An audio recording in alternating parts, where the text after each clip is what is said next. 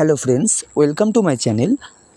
আজকের এই ভিডিওটিতে আলোচনা করব যে তোমরা যারা নর্থ বেঙ্গল ইউনিভার্সিটির অন্তর্গত বিভিন্ন কলেজের সেকেন্ড সেমিস্টারের পড়াশোনা করছো, তোমাদের যাদের ডিএসসি পলিটিক্যাল সায়েন্স রয়েছে অথবা তোমাদের যাদের মাইনর হিসাবে পলিটিক্যাল সায়েন্স রয়েছে, তোমাদেরকে পলিটিক্যাল সায়েন্সে এবছরে কি কি পড়তে হবে সেই বিষয়টি নিয়ে আজকের ভিডিওতে তোমাদের সাথে আলোচনা করব।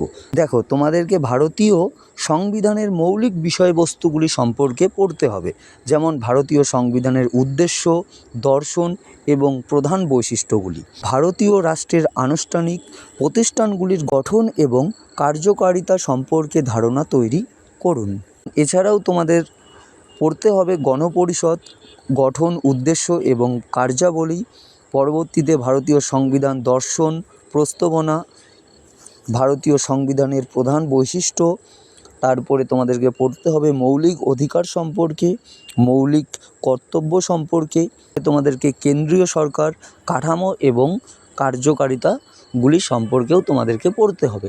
হয়তো এখন তোমরা সেরকম ভালোভাবে বুঝতে পারছো না, তো আমি আগামী কাল বা পরশু থেকে তোমাদেরকে আমি সাজেশন দিয়ে দিব এবং আমি পারলে তোমাদেরকে আমি উত্তরও দিয়ে দিব যে তোমাদেরকে আসলে কোন কোন প্রশ্নগুলো পড়তে হবে, তো দিলে তোমরা ভালোভাবেই বুঝতে পারবা। এছাড়াও ভারতীয় বিচার বিভাগ, সুপ্রিম কোর্ট, হাইকোর্ট এর এখতিয়ার, ধরে নাও তোমাদের পরীক্ষায় আসলো এ ধরনের প্রশ্ন, ভারতীয় সুপ্রিম কোর্টের গঠন, ক্ষমতা ও কার্যাবলী আলোচনা করো, অথবা এ ধরনের প্রশ্নও আসতে পারে হাইকোর্ট সম্পর্কে, হাইকোর্টের গঠন, ক্ষমতা এবং কার্যাবলী সম্পর্কে আলোচনা করো।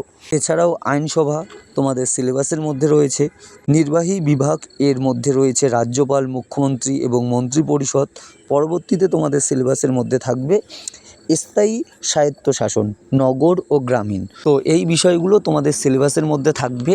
তোমরা অনেকজনের সিলেবাস চেয়েছো, তার জন্য আজকের এই ভিডিওটিতে সিলেবাসটি তোমাদেরকে সংক্ষেপে দিয়ে দিলাম।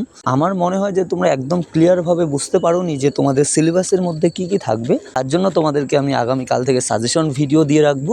তোমরা যেহেতু নতুন এবছরে কলেজে, তাই হয়তো তোমরা সিলেবাসটা একদম ভালো করে বুঝতে পারছো না, তো তার জন্য আমি আগামীকাল থেকে তোমাদেরকে সাজেশন ভিডিও দিয়ে দিব। সেই সাজেশন ভিডিওতে আমি একদম বিস্তারিতভাবে আলোচনা করব যে এই প্রশ্নগুলো তোমাদের পরীক্ষায় আসতে পারে। হয়তো তোমরা যদি সেই প্রশ্নগুলো দেখো তাহলে হয়তোবা তোমাদের পরীক্ষা দিতে অনেক সুবিধা হয়ে যাবে। তো তার জন্য চ্যানেলটিকে অবশ্যই সাবস্ক্রাইব করে রাখো। আমি আগামীকাল থেকে তোমাদের জন্য সাজেশন ভিডিও নিয়ে আসছি।